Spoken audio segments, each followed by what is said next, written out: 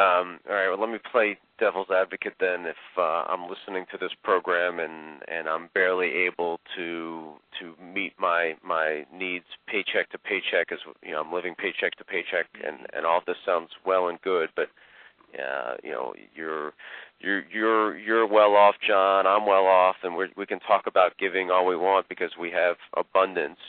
So what would you say to that person who is living paycheck to paycheck and doesn't feel like they have anything that they could possibly take out from what they're doing? First thing I would say is that if I'm talking to somebody, they will probably, if they find me interesting, listen to what I have to say. And some people do and some don't, and it doesn't matter. And I'd say to them, first thing, hey, I know where you are. I've been there too. Actually, I was so far down at the bottom that I had to reach up to touch bottom.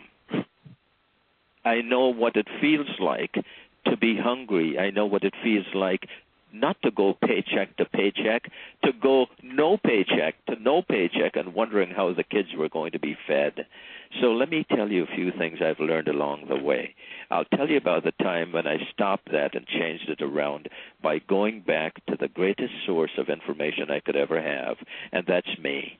And having around me not 1,000 friends, because the number of them I have, I probably could count on one hand anyway, but having one or two people who keep saying to you, you're going to make it, friend, you're going to make it, John, just keep going, I'll do all I can to help you. In fact, Yannick, on one of those times, you were one of those friends when I was ready to give up everything and say, you know, to heck with us all, nobody needs to read my books or anything. Look at what has happened to me because of my illness.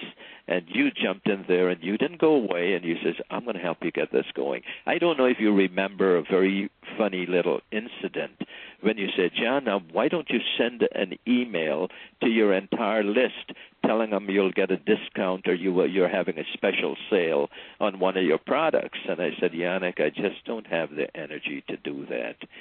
I don't know if you remember this, but then you said, I tell you what, John, I'll write the sales letter for you, and you did. Do you remember that? Yep. Okay, you did, and you sent it out, and it really helped. Now, you're a busy guy, but you took the time to do something that most people wouldn't do. So I would say to the person who is struggling paycheck to paycheck, now I know how bad it is. It probably sucks. It stinks. But let me tell you a few secrets. Let me tell you what the trick is. The trick is that you've got to break focus with that, and for a few moments every day, and I'll help you if you want. Call me whenever you need. I will show you how to get rid of being so afraid that the next paycheck isn't going to be there or that it won't be enough. And the minute we get past that fear, I will show you how to expand it so there is enough and then a little bit more than enough, because it's a thing of the mind. It's not the paycheck. It's you. And I would work with them and help them through that. I'll give them a few tips like we were talking about, how to get rid of the fear, how to play games with your mind, because the subconscious is what takes us there.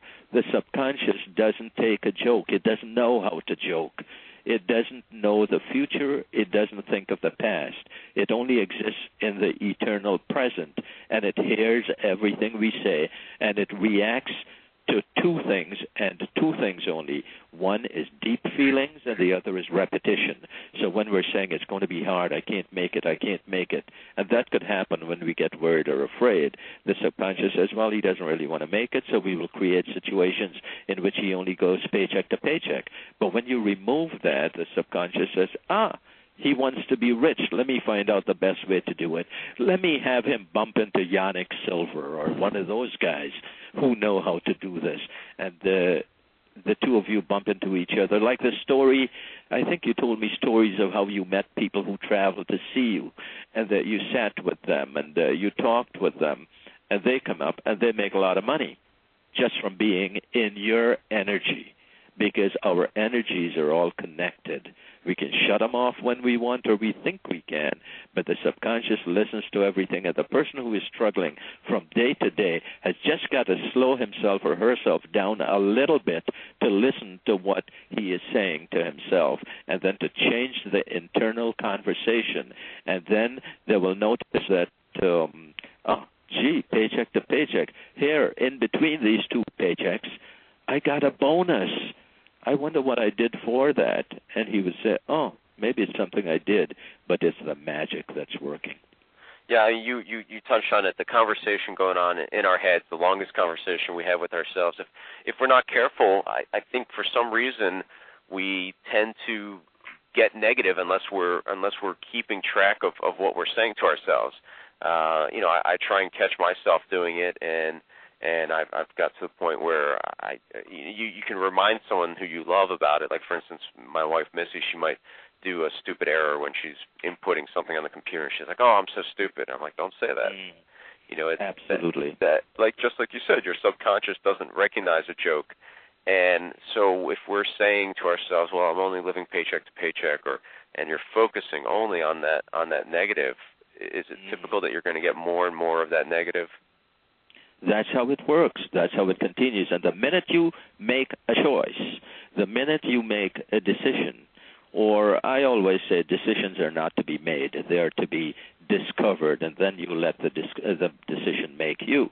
But the minute you make a choice and say, I'm just sick and tired of being sick and tired and living in poverty or existing in paycheck to paycheck. I want to go out and buy an iPod, and I don't want to save for 3 years to do that. Or one of Stephen Jobs' new iPhones. I want to go out now, and if I see it and like it, I buy it. I don't want to be worrying about, did they overcharge me 10 cents in this? The minute you come to the point of being sick and tired of being sick and tired, you're right at the point of making major changes. But you've got to make them, and they've got to be made within, and we've got to be careful what we say to ourselves. Like you mentioned, if Missy is typing and she makes a mistake, and she says, I'm so stupid. And we do that. I knew a gal in college who used to, every time she makes a mistake, she says, what an ass. And I wrote an article about it, and I thought one day she bumped into me with her tray as we were in the dining room of the cafeteria, and then she says, what an ass, and I thought she meant I was an ass. So I said, what did you say? She says, no, I'm sorry, John, I meant I am an ass. I do all these stupid things all the time, and she bumps into everything. She did this and she did that, and she told me it was because when she was a young kid, everybody used to tell her that she was stupid. Her family would tell her she was a jerk, she was an ass and whatnot. She grew up thinking that she'd never really do great stuff. We are all hypnotized into these things. I make mistakes every day. I mean, I love to make them because they are so stupid and funny. But from everyone, I look at and I say, maybe next time I won't do that. I'll do something a little bit more creative. And so we've got to watch that internal talk. And I bet if the people in your seminars and the ones you deal with were to do that, there will be a lot less high blood pressure. Because believe me, many of your successful friends, Yannick, their blood pressure is way up there. Yeah. Well, the other thing that you mentioned is from parents and family of that woman who she's hypnotized herself into believing what they've been telling her all along. And I find people, they don't want to take responsibility. And that's one of the first things to being successful is what I found is taking the responsibility of, okay, well, whatever has happened in the past is the past. Right. And now it's up to me to do what I want to happen. So be proactive and not just let the situation occur. Yeah, absolutely. Not be a victim. Don't blame it in your past. Hey, I could sit back and could have sat back and say I was born. Being the eldest of 12 kids, that's almost hell until they grow up, okay? And then it becomes worse sometimes. But I could have sat back and said, well, I grew up in this family. It was so large and things were so tough and whatnot. So that's why I couldn't achieve. But I never thought that. I sat back and having read a lot and the teachings of the wise ones and thought a lot about it. I said, it's not my parents' fault. It's not the universe's fault. It's nobody's fault. And what you just said there is so absolutely correct. I believe it so much. We have to take responsibility for ourselves, and we have to build ourselves. We are still a work in action, and we aren't done yet. We are being completed every day. We add a little bit more. And yes, there will be family members, there will be friends who will tell you this or say, well, you know, you really shouldn't do that. That's not like you. And then you say, hey, if I don't know what I'm like, how could anybody else do? And you go ahead and just have what I call, I think I invented this phrase.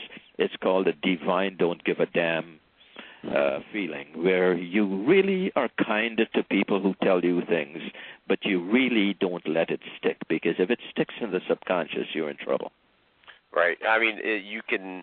The people around you are, if they're changing, typically the people around you, some are going to be okay with it, and some are not going to be comfortable, because then it lets them see how they're not changing or how they're not growing, and people like the status quo, even though nothing ever stays the same, but they want to believe that it does. And it's almost like if you have, I'm from Maryland, and Maryland is known for crabs. I love the Maryland crab. Man. Yeah.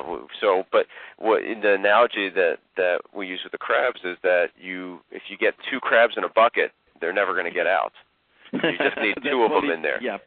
Absolutely. That's beautiful, Yannick. One's going to pull the other one down as soon as it sees it trying to get out of the bucket, and that's what a lot of times our friends and family might do. And just like you said, that divine, what did you say? Divine, I don't care. Divine, don't give a damn attitude. Yeah, that's great.